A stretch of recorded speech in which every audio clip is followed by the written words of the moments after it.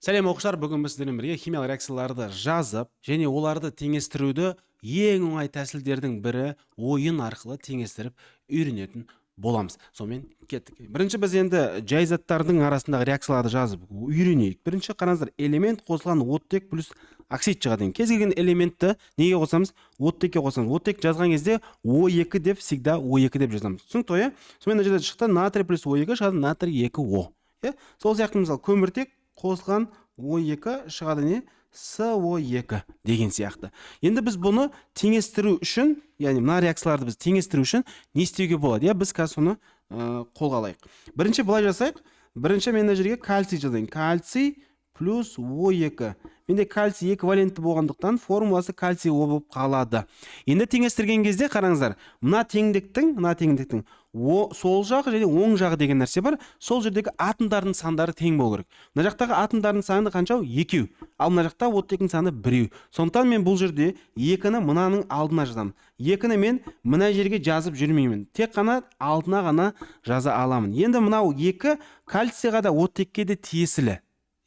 Енді оттегім теңесіп тұр, алдындағы 2 мен кальцийім неше? Тоже 2 болып кетті. Бірақ мына жақта 2 болғандықтан алдынан не істеймін? 2 қоямын. Енді дәл осындай реакцияларды біз ойын арқылы қалай теңестіреміз? Соны біз қарайық. Бірінші, мынандай бір ойын бар, қараңыздар. Ол үшін интернетқа мынандай жазасыздар, Balancing Chemical Equation Online Game деп жазған кезде бірінші шығады Феттің ойыны. Соны басасыздар, соның ішінде кіресіздер, мінекей. Соның ішінде кірген кезде мына жерде түсіндірмесі бар, және оңай түрлері бар, және ойын түрінде. Сол ойын түріне кірейік сразу. Бірінші левелдан бастайық. Мені қараңыздар. Бірінші левелда былай тұр. Енді мына реакцияны қараңыздар. Осы реакцияда мына жерде азотымыз бізде көк түспен берілген, оттегіміз бізде қызыл түспен берген. Значит, оның саны қанша? 2 деген сөз, Ал мына жақта қараймыз. Мына жақта бізде реакция берген NO плюс O2. Бұл жерде көк түстілер, яғни мына жақты қарастырған кезде общий қарастыра береміз. Көк түстің саны 1, оттектің саны қызылдан 3. Получается, ана жақта теңеспей тұр. Сондықтан мен мына жаққа 2 қоямын. Мына жақта менде сол жағымда қызылдардың саны қанша болды? 4 болып кетті, көктің саны 2 болып кетті. Енді көктің саны мына жақта мен теңестіру үшін мына жерге 2 қойдым. Көктің саны екі жақта да қараңыздар. Мына жақта да 2, яғни азоттың саны 2, мына жақта да азоттың саны 2. Ал қызылдың саны сол жақ, оң жақта менде қанша болды? 4 болып тұр. Мына жақта да неше болып тұр? 4 болып тұр. Значит, мен реакция теңдеуі бойынша мен осыны қазір жазып көрсетейін сіздерге. Былай болып тұр ғой мына жерде сонда. NO тең болып тұр, мына жақта бізде не? NO плюс O2, Реакция теңдеуі бойынша бізде NO2-ден NO алынған. Мына жерде NO2 и NO. Былай болып тұр. Біз не істедік? Мына жерге 2 қойдық, және мына жерге 2 қойдық. Яғни азоттың саны 2 болды, азоттың саны 2 болды. Оттектің саны мына жердегі 2 мен мына жердегі 2 көбейтіліп 4 болады да, мына жақта бізде 2, мына жердегі алдында тұрған 2 мен мына 2 көбейтіліп 2 болады да, 2 мен 2 болса 4. Яғни оттектің саны 4 болып теңесті бізде осылай. Соны теңестіріп көреміз. Енді дұрыс болма, дұрыс болма, теңестіреміз. Дұрыс екен. Келесіге өтеміз, қараңыздар. Мына жерде де бізде серийіміз, яғни көміртегіміз серий түсте берілген, ол 1. Мына жақта бізде қандай түс? Сары түсте берейік, сары түстен 1.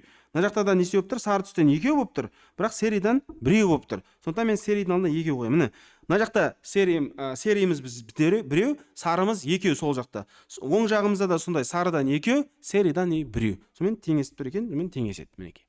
Теңестіру деген осы, яғни екі жақтағы атомдардың сандарын не істеу керек?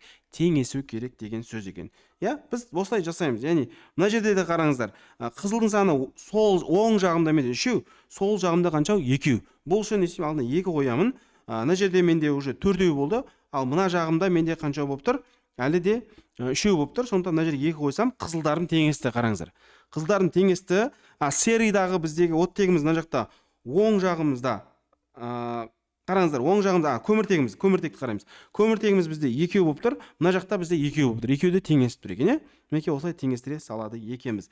Түсінікті ғой, Жалпы теңестіру деген осы, яғни алдына қойылған сандар арқылы біз оларды теңестіре алу керекпіз, Қараңыздар, тағы да біреуін жазайық. Мысалы, мына жерге литий жазайық. Литий плюс O2. Шығады бізде литий O. Литий 2O. Енді қарасаңыздар, бізде литийім мына жақта 1, литийім мына жақта 2. Алдына 2 қойдым. Литийларым теңесті. Ал оттегіміз қараңыздар, мына жақта 2, мына жақта 1 болып қалды. Сондықтан алдына 2 қоямын. Енді қараңдар, оттегім теңесіп тұр, бірақ литиym қанша болып кетті? 4 болып кетті ғой. Енді значит мен мына жерге 2 емес, неше қояды екенмін? 4 қояды екенмін. Көрдіңіздер ме? Яғни осылай жаза беріңіздер. Қате жазсаңыздар да бола береді, Главное не істеу керек? дұрыс теңесу керек. Иә, мына жаққа 2 қойыңыз, мына жаққа 2 қойыңыз, кейін ол теңеспей қалса қайтадан өшіресіз. Яғни сізде бұл жерде теңестірудің сутін түсіну керексіз. Түсіндіре алдым ба? Енді жаңағы ойынның сілтемесін алам десеңіздер, осы видеоның астында тұр, сол жерге салып кетемін, соны алып ойнап жасасаңыздар болады. Хорошо? Давайте келдік, тағы да мысалдар ретінде жазайық. Мысалы, алюминий жазайық. Алюминий плюс О2. Шығады бізде алюминий 2, О3 деген зат шығады. Енді қараңыздар, мына жерде мен қазір алюминий мына жақта 2, мына жақта 1 ғой. Мен қазір алюминийді 2 қойсам, алюминий теңеседі, бірақ оттегім қараң, мына жақта 2, мына жақта 3 болып қалды. Сол үшін мен мына жерге 2 қойсам, оттегім қанша болды? 6 болып кетті ғой, 3 пен 2. Мына жерге не істеймін? 6 болады. Ал алюминий қарасаңыздар, неше болды? 2 мен 2, 4 болып кетті. Сондықтан мен мына жерге уже 2 қоймаймын, неше қоямын? 4 қояды екенмін. Сонда алюминий барлығы теңесті. Келесі S плюс O2 шығады SO2.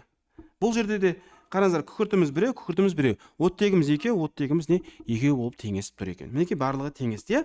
Дәл солай, мына жердегі тағы біреуін жазайық. Мысалы, не жазамыз? Хлор жазайық, хлор 2 плюс O2 дейікші.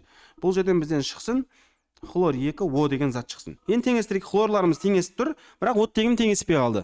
Сондықтан мен не істеймін? 2 қоямын, оттегім теңестіріп алдым. Хлорым 4 болып кетті, 4 болу үшін алдына 2 қоямын. Түсінікті? Мінекей теңестіру деген осы. Дәл солай, мысалы, мына жерде де мысалдар берілген, сутек қосқан бейметалл. Сутекке кез келген бейметалдарды қосып шығыңдар. Мысалы, мен йодты қосайын. H йод. Мынаны теңестіріп көріңдер. H2 плюс фтор 2 шығады H фтор. H2 плюс бейметалл деп тұр екен барлығында. Так, мына жерге енді хлор жазайын. Не болады? H хлор. Мына жерге H2 плюс S дейін. H2S. H2 плюс O2 дейін, H2O болсын. Енді мыналардың барлығын теңестіреміз. Қараңыздар, мына жақта сутегіміз 2, мына жақта 1 болғанда 2 қойдым. Сутегім теңесті, йод та тоже теңесті. Сол сияқты мына жерде де фтор 2, мына жақта 2 қойсам теңеседі. Сутекті теңесті.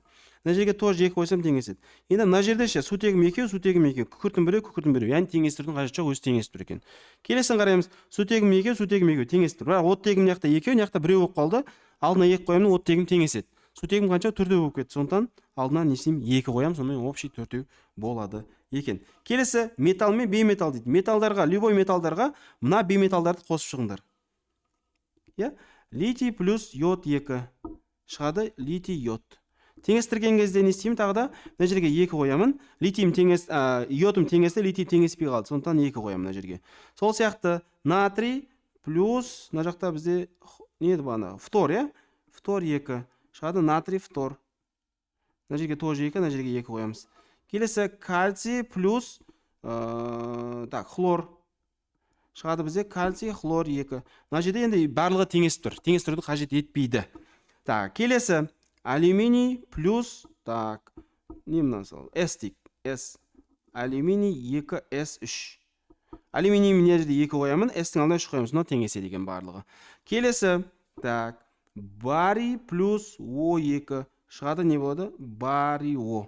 Мына жерге 2 қоямын. Оттектерім теңесті, барий теңестіру үшін мына жерге 2 қоямын, сонымен барлығы теңеседі екен. Мінекей осындай оқыштан айырында мен қазір сіздерге жайзат пен жайзаттың арасында реакциялар жазып көрсеттім. Енді келесі сабақта мен сіздермен уже более не істеймін, мындай күрделі формулаларды құрастырып, және де соларды теңестіріп үйрететін боламын.